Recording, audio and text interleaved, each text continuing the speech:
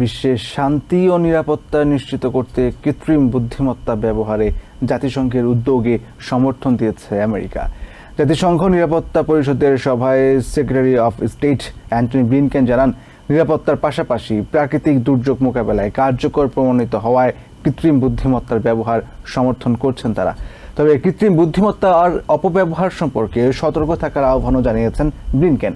কৃত্রিম বুদ্ধিমত্তার ব্যবহার দ্রুত সময়ের মধ্যে বিশ্বে বৈপ্লবিক পরিবর্তন এনে দেবে বলে মনে করেন জাতিসংঘ মহাসচিব অ্যান্টোনিও গুটেরেস। জাতিসংঘ নিরাপত্তা পরিষদের এজেন্ডা অনুযায়ী বিশ্ব শান্তি ও নিরাপত্তা রক্ষায় কৃত্রিম বুদ্ধিমত্তার ব্যবহার ও করণীয় নির্ধারণ নিয়ে আলোচনা হয়েছে। Secretary of state Antony Blinken বলেন, বিশ্ব নিরাপত্তায় কৃত্রিম বুদ্ধিমত্তার ব্যবহারের ব্যাপক ভালো সম্ভাবনা রয়েছে, যা কাজে লাগাতে চায় শান্তির সপক্ষের রাষ্ট্রগুলো। স্টেট সেক্রেটারি বলেন, প্রাকৃতিক দুর্যোগ মোকাবেলার ক্ষেত্রেও এআই এর ব্যবহার এরই মধ্যে সঠিক ও কার্যকরী প্রমাণিত হয়েছে। ব্লিনকেন জানান, বিভিন্ন ক্ষেত্রে ভিন্ন ভিন্ন উপায়ে কৃত্রিম বুদ্ধিমত্তার ব্যবহার নিশ্চিত করা গেলে জাতিসংঘের লক্ষ্যমাত্রা অর্জনের নানা ক্ষেত্রে বর্তমানের কাজের চেয়ে ৮০% বেশি উন্নতি করা সম্ভব।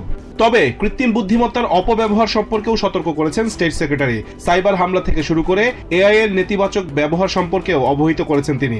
সময়োপযোগী ও গুরুত্বপূর্ণ এই সভায় আমেরিকার অংশগ্রহণ এবং সমর্থনের জন্য আমেরিকার প্রতি কৃতজ্ঞতা জানান জাতিসংঘ মহাসচিব অ্যান্টোনিও গুতেরেস। তিনি বলেন, বিশ্ব শান্তি প্রতিষ্ঠায় এআই এর সঠিক ব্যবহার নিশ্চিত করতে ঐক্যবদ্ধ প্রচেষ্টা নেওয়া হবে। এআই এর অপব্যবহারের প্রবণতা সম্পর্কে সতর্ক করে জাতিসংঘ মহাসচিব বলেন, প্রযুক্তির নেতিবাচক ব্যবহারের প্রবণতা বিশ্ব শান্তি রক্ষার উদ্যোগকে ঝুঁকিপূর্ণ করে তুলতে পারে।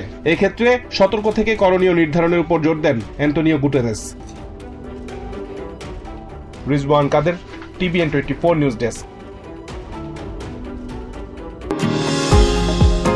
নিউ ইয়র্ক থেকে সম্প্রচারিত টিভিএন 24 টেলিভিশন বিশ্বজুড়ে বাঙালির কণ্ঠস্বর।